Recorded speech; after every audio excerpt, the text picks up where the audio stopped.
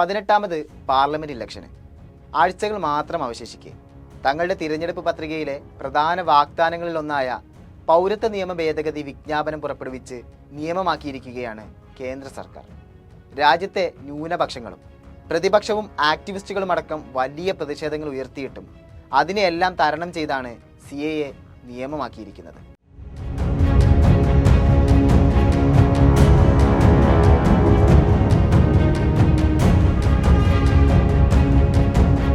ഒന്നിച്ച് സ്വതന്ത്രമായവരടക്കമുള്ള അയൽരാജ്യങ്ങളെ അപേക്ഷിച്ച് ജീവിത നിലവാരത്തിലും അഭിവൃദ്ധിയിലും മുന്നിട്ട് നിൽക്കുന്ന രാജ്യമാണ് ഇന്ത്യ.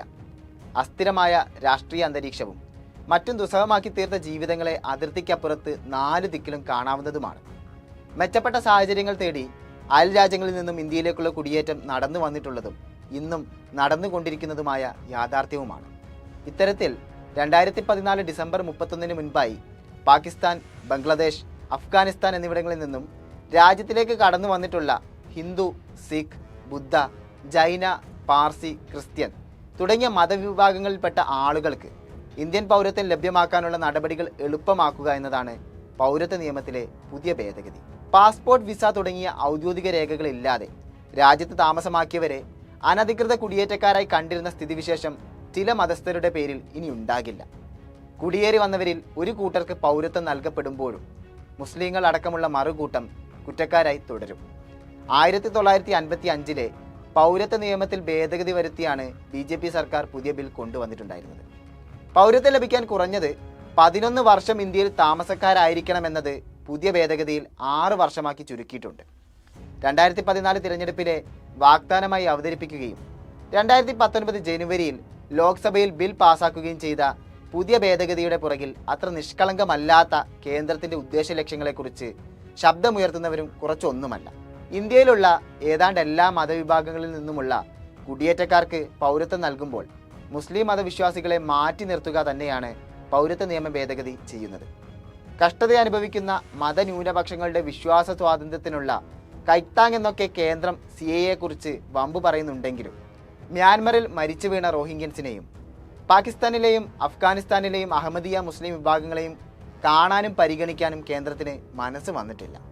ഇന്ത്യൻ ഭരണഘടന ആർട്ടിക്കിൾ 14 നിയമത്തിന് മുന്നിൽ എല്ലാവരും തുല്യമാണെന്ന അടിസ്ഥാന തത്വത്തിന് നേരെയുള്ള വെല്ലുവിളിയാണ് CAA എന്ന് അഭിപ്രായപ്പെടുന്നവരും കുറച്ചൊന്നുമല്ല. 5 വർഷം മുൻപ് 2019 ജനുവരിയിൽ പാർലമെന്റിൽ ബില്ല് അവതരിപ്പിച്ചു.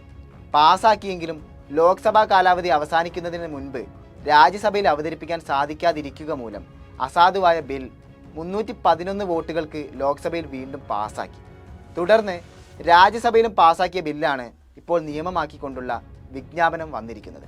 ഇലക്ട്രൽ ബോണ്ട് കേസിൽ SBIക്ക് തിരിച്ചടി നേരിടുകയും ബോണ്ടുകളുടെ വിവരങ്ങൾ പുറത്തുവിടാൻ സുപ്രീം കോടതി ആവശ്യപ്പെടുകയും ചെയ്തതിൻ്റെ തൊട്ടടുത്ത ദിവസമാണ് CAA വിജ്ഞാപനം പുറത്തിറക്കിയിരിക്കുന്നത്.